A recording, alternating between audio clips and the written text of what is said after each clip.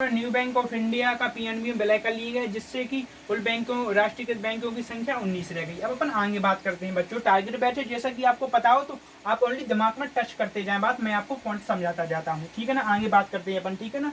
IDBI देश की पहली महिला बैंक का गठन 2013 मुंबई में हुआ, ठीक है ना, जिसे राष्ट्रीयकृत बैंकों में शामिल कर लिया गया। अब ये 19 थी, फिर आईडीबीआई और देश की पहली महिला बैंक 2013 में गठन हुआ था, जिसका मुंबई में वह भी राष्ट्रीयकृत बैंकों में शामिल कर लिया गया, ठीक है ना।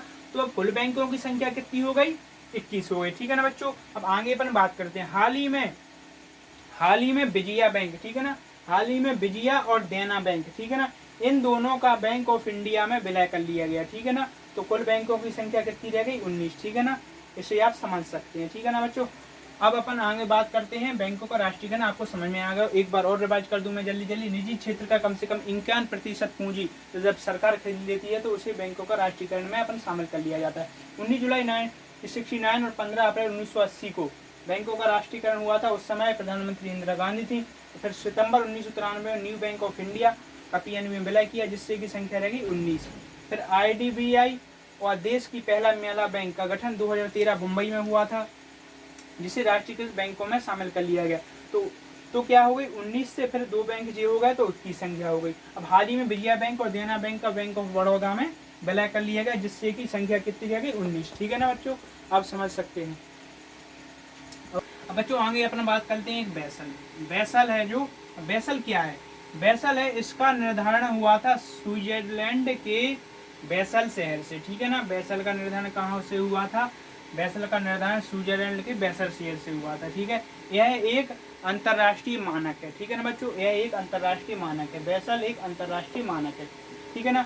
2013 की बात कर लें तो 2013 में भारत ने बैसल 3 2013 में भारत ने बैसल 3 के सभी मानकों को अपनाया, ठीक है ना। 2013 में कौन सी जाने? 2013 में भारत ने बैसल 3 के सभी मानकों को अपनाया, जिसकी दर 9% थी, ठीक है ना बच्चों।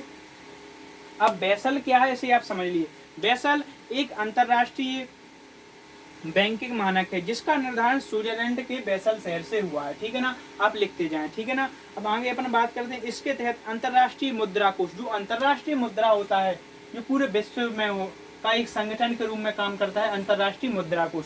तो इसकी बात कर लेते हैं। बैसल अंतर्राष्ट्रीय मुद्रा कोष में शामिल सभी सदस्य देशों की बैंकों को अपनी पूंजी का एक निर्धारण हिस्सा अपने पास रखना होगा। इसका उपयोग तभी किया जाएगा जब वैश्विक वित्तीय आपदा हो, ठीक है ना। ये बैसल है ना, इसमें इसके सभी सदस्य देशों को अपने पास जमा पूंजी का एक हिस्सा अपने पास रखना होगा। इसका उपयोग कब किया जाएगा बच्चों? तो इसका उपयोग कब किया जाएगा? जो बैंक अपने पास जो जमा पूंजी रखते हैं, जो इसके सदस्य हैं बैसल के, इसका उपयोग कब किया जाएगा? जब कोई आर्थिक आपदा आ जाती है। भारत में इसका प्रयोग कब किया गया था? भारत में इसका प्रयोग वर्ष 2013 में बैसल 3 के मानकों को अपनाया गया, जिसकी दर 9% थी। अब हम बात कर लेते हैं भारतीय मुद्रा। भारतीय मुद्रा का आविष्कार कब हुआ? इसका आविष्कार हुआ आईआईटी मुंबई का छात्र था, ठीक है ना। आईआईटी मुंबई के छात्र उदय कुमार ने इसका आविष्कार किया, ठीक है ना। तो कौन थे? अब आगे अपन बात करते हैं। इसका आविष्कार देवनागरी के रुपए, ये है आपका रुपए, ठीक है ना, देवनागरी के रुपए और रोमन के आर को मिला दिया गया, ठीक है ना बच्चों। देवनागरी के रुपए और रोमन के आर को मिला जुला रूप है, ठीक है ना बच्चों। जुलाई अगस्त में, कब? जुलाई अगस्त में इसे अपनाया गया, ठीक है ना। अब आपको समझ में आ गया होगा, जुलाई अगस्त में इसे अपने गैर निष्पादीय संपत्ति, ठीक है ना बच्चों। गैर निष्पादीय संपत्ति या गैर निष्पादीय परिसंपत्ति, ठीक है ना बच्चों।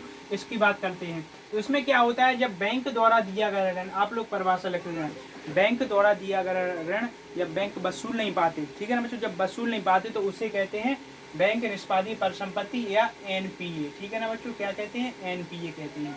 जब बैंक द्वारा दिया गया ऋण जब बैंक वसूल नहीं पाते तो उसे एनपीए कहलाते हैं। दूसरे शब्दों में, जब बैंक द्वारा दिया गया ऋण जब 90 दिनों के अंदर वसूल नहीं पाते तो उसे एनपीए कहते हैं। अब इसके संबंध में एक समिति का गठन हुआ, गैर निष्पादीय परिसंपत्ति एनपीए के संबंध में एक समिति का गठन हुआ, वह है सुनील मेहता समिति, ठीक है ना। वो किस समिति का गठन हुआ? सुनील मेहता समिति। और बैंकों की आर्थिक स्थिति सुदृढ़ करने के लिए बच्चों कौन सी योजना चलाई गई? वह है इंद्रधनुष योजना, ठीक है ना। ये आप समझते जाए। अब अपन बात करते हैं बैंकिंग लोकपाल। बैंकिंग लोकपाल इसके संबंध में 1995 में बैंकों से संबंधित बैंकिंग लोकपाल समाधान के लिए बैंकिंग लोकपाल की शुरुआत की गई। ग्राहकों के समाधान के लिए जो परेशानियां आती हैं, जो समस्याएं आती हैं, उसके समाधान के लिए बैंकिंग लोकपाल की शुरुआत 1995 ईस्वी में की गई। ठीक है ना, ये भी आप समझ चुके होंगे। अब हम बात करते हैं भारतीय औद्योगिक विकास बैंक IDBI। ठीक है ना, तो इसकी स्थापना कब हुई बच्चों? इसकी स्थापना हुई सन 1964 में। इसकी स्थापना कब हुई? सन 1964 में हुई। भारतीय औद्योगिक विकास बैंक IDBI की स्थापना 1964 में हुई और 1976 में इसे भारत सरकार के अधीन कर लिया गया।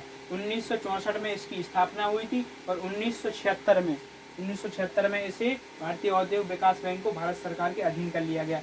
मतलब इसकी 98% पूंजी भारत सरकार द्वारा खरीद ली गई। ठीक है ना, तो भारतीय औद्योगिक विकास बैंक IDBI इसकी स्थापना 1964 में हुई थी। 1976 में इसे भारत सरकार द्वारा खरीद लिया गया, जिसकी 98% पूंजी भारत सरकार खरीद ली गई। ठीक है ना बच्चों, अब अपन बात करते हैं आगे कौन सा बैंक है? भारतीय लघु उद्योग एवं विकास बैंक। भारतीय लघु उद्योग एवं विकास बैंक, इसे बोलते हैं अपन भारतीय लघु उद्योग एवं विकास बैंक, इसे बोलते हैं SIDBI। ठीक है ना बच्चों, जो लघु उद्योग छोटे कारोबारियों के लिए धन उपलब्ध करवाता है बड़ी आसानी किस्तों पर, उसे क्या बोलते हैं? भारतीय लघु उद्योग एवं विकास बैंक। ठीक है ना, इसकी स्थापना 1990, इसकी स्थापना कब की गई थी? 1990 में। 1990 में लखनऊ में की गई थी, ये भी आपको समझ में आया होगा। अब हम बात करते हैं मुद्रा बैंक। मुद्रा बैंक, तो मुद्रा बैंक है ना, उसकी स्थापना कब हुई थी? 8 अप्रैल 2015 को उसकी स्थापना हुई थी। ठीक है, तो मुद्रा बैंक है ना, उसकी स्थापना 8 अप्रैल 2015 को हुई थी। उद्देश्य क्या था? छोटे कारोबारियों को ऋण उपलब्ध कराना सरल किस्तों पर, जिससे कि समस्याओं का सामना न करने पड़े, ग्राहकों को भी समस्याओं का सामना न करने पड़े। ठीक है ना, कम ब्याज पर ऋण उपलब्ध कराना। न्यूनतम ऋण कितना? 50,000। न्यूनतम ऋण कितना? 50,000 और अधिकतम ऋण कितना? 10 लाख तक उपलब्ध कराना। ठीक है ना, इसकी कुल पूंजी कितनी थी? 20,000 करोड़ रुपए। जो मुद्रा बैंक है ना, इसकी कुल पूंजी कितनी थी बच्चों? जो मुद्रा बैंक है ना, इसकी कुल पूंजी की बात कर लें, इसकी कुल पूंजी थी मुद्रा बैंक की 20,000 करोड़ रुपए। 20,000 करोड़ रुपए। आशा करता हूँ आपको ये पॉइंट समझ में आ गए होंगे, कृपया नोट डाउन करते जाएं। ठीक है ना बच्चों, यह वर्तमान में SIDBI के नियंत्रण में, जो मुद्रा बैंक है, जो वर्तमान में SIDBI के नियंत्रण में है। जो मुद्रा बैंक है, जो वर्तमान में, ये मुद्रा बैंक वर्तमान में SIDBI के नियंत्रण में। इसकी कुल पूंजी जो लागत थी वह थी 20,000 करोड़। इसका गठन कब हुआ था? 8 अप्रैल 2015 को। इसका उद्देश्य छोटे कारोबारियों को ऋण उपलब्ध कराना, जिससे कि परेशानियों का सामना न करना पड़े। ठीक है ना, न्यूनतम ऋण कितना ले सकते हैं? 50,000, अधिकतम 10 लाख। ठीक है ना, तो बच्चों आज की क्लास अपन यहीं खत्म करते हैं। आशा करते हैं आप लोगों को समझ में आ गया होगा और आगे कुछ आपको और समझा दूँ। देखो बच्चे, पढ़ने का तरीका आपका अलग अलग होता है, लेकिन आपके अंदर एक जुनून होना चाहिए, विश्वास होना चाहिए, और अपने माता पिता के विश्वास के प्रति आपका विश्वास भी लगन के साथ पढ़ाई में लगना चाहिए। और माता पिता का विश्वास आपके प्रति कभी नहीं टूटना चाहिए। ना बच्चों, आपको माता पिता का विश्वास कभी तोड़ना चाहिए, क्योंकि माता पिता ही हैं जो आपको एक पूंजी के रूप में आशीर्वाद देते हुए आपकी आगे का दिशा निर्धारण करते हैं। इसलिए चलो आज की क्लास यहीं खत्म करते हैं, कल बात करते हैं। So best of luck, stay home, stay soft. ठीक है ना बच्चों, थैंक यू।